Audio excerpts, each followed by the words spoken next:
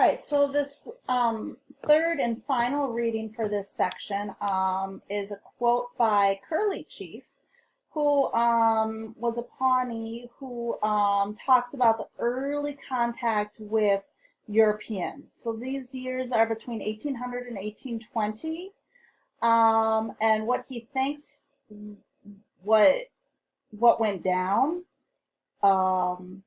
And so here we go. This is according to Curly Chief. I heard that long ago there's a time when there were no people in this country except Indians. After that, the people began to hear of men that had white skins. They had seen far to the east. Before I was born, they came out to our country and visited us. The man who came was from the government. He wanted to make a treaty with us and to give us presents, blankets, and guns, and flint and steel and knives. The head chief told him that we needed none of these things. He said, "We have our buffalo and our corn.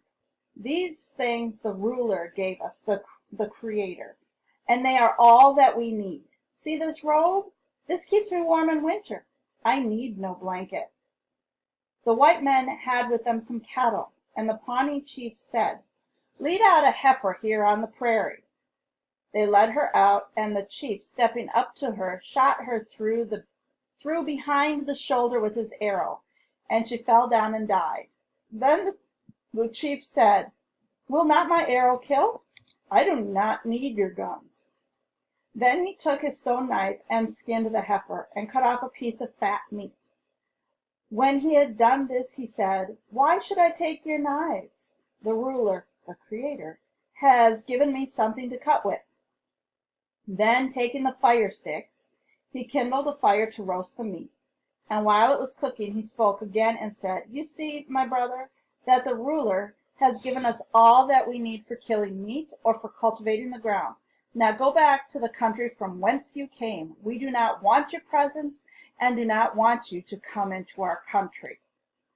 So this is one of those forms of actual resistance. The government is coming to have them sign a peace treaty to create a relationship with the Pawnee, and this particular Pawnee leader is pretty much saying, go to hell. We've got everything we need. We don't need your stuff. We heard about you. We don't want anything to do with you. So again, in the discussion below, this is not oppression. This is a form of resistance, or it may be a form of resilience. You need to, in the discussion, explain why this third reading is your opinion, whether it's resistance or resilience, and why. If it's both, you need to also explain that you believe it's both. Okay? That's it for now, kiddos. Bye-bye.